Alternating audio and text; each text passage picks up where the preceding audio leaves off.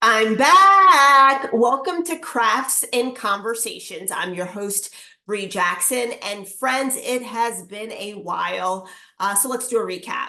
Before the pandemic, I went on a road trip and visited different breweries in various states. Now, this was heading into the 2020 election. So I would speak with people at these breweries about their favorite beers, who they plan to vote for, and what issues mattered the most to them. Now I'm going to keep the same concept, but I'm changing it up a little bit. I'll still discuss craft drinks, but instead of solely focusing on politics, I thought, why not broaden the conversation? Because I know politics is not for everyone. I get you. So what you can expect this time around is a variety of things. We'll talk about politics. We'll talk about sports. We'll talk about goals. We'll talk about motivation. You name it, we'll talk about it. So let's dive in. First things first, we're going to talk about today's beverage of choice. It is going to be from one of my favorite breweries. I will say flat out, it's probably my favorite brewery. It's Great Lakes Brewing. It's in Cleveland, Ohio. I stopped by when I was at the women's Final Four to take a tour there. Shout out to our girl, Sarah. She was our tour guide, but the crew there is amazing all around. So this is a double IPA. I'm going to show you the can here. Well, I'll take a little sip first. Oh yeah, that's delicious. Let's dive right into this. So it's a double IPA. Vibacious is the drink. Vibacious. It is Vibalicious. I love it. It's 9%, so it has some kick to it. But this is it really just tastes like summer. It tastes like summer. That's why I love this drink right now. You can eat it, or drink it with crabs. You can have it with buffalo wings, but this beer is quite delightful. There's also a juicy version, and that is delicious as well. But this is from Great Lakes Brewing in Cleveland, Ohio. They are also famous for their Christmas ale. It's a seasonal ale, so check that out. But that's our drink of choice today. And it's a vibe, and that's what we're going to talk about. Vibacious is a vibe, and we are going to talk about your vibe. That's the topic for today. So what do I mean by vibe? When I talk about vibe, I'm talking about your energy, your presence, your aura. What are you projecting to other people? Those who follow me on any social media platform know that my handle is Positively Brie. I focus on positivity, sending positive messages, vibes, and energy.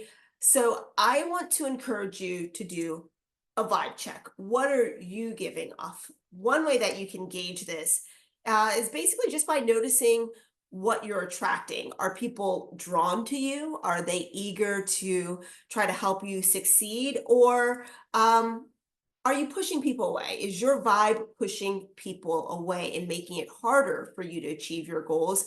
If it's the latter, you might want to work on changing your vibe, or you might want to work on maintaining your vibe if it is positive. So let's discuss a few strategies. One of the most important things I think you can do, and I'll emphasize this, one of the most important things I think you can do is really just surround yourself with positive energy, positivity.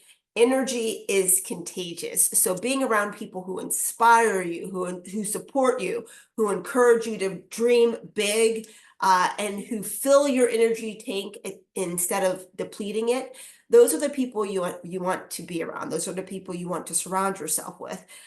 There's nothing worse than someone that whenever you see them, you know they're going to nag, they're going to complain, they're just going to suck every little bit of energy that you have out of you. And those are just soul suckers. So you want to try to avoid those people if you can. Sometimes, there are good friends. Sometimes it's just someone that's going through a bad time, but you want to try to limit your interactions with those people because you want to keep your circle tight and right. You want to have the right people in your circle that encourage you and that fill you up with positivity.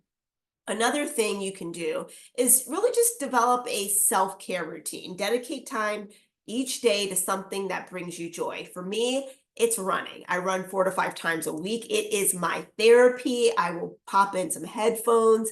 I will listen to music. I'll listen to a podcast. I will take in the beauty around me, but it truly is therapy for me. And it's my happy place. When I finish running, I'm refreshed. I feel good. I am more energized than when I started. So for you, it may be something like reading a book. It could be practicing yoga, or perhaps treating yourself to a massage once a month, but you want to engage in activities that nurture your mental, physical, and emotional health. And last but not least, protect your peace. I will say this again: protect your peace, protect your peace, protect your peace. I cannot say this enough. Establish boundaries. You have to use what we like to call in the sports world, or sports fans like to call, the Heisman move. That's right. Use the Heisman move.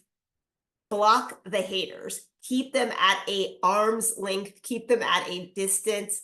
Block them. Do what you have to do to keep negative people, negative energy, soul suckers at a distance. This is protecting your peace. It is one of the most important parts of self-care. So that's just one of the helpful tips that I hope that you find of value, and that will help you with your vibe. All of it is a vibe for me. So this concludes this edition of Crafts and Conversations. So I want you to stay true to you and be positive. Cheers.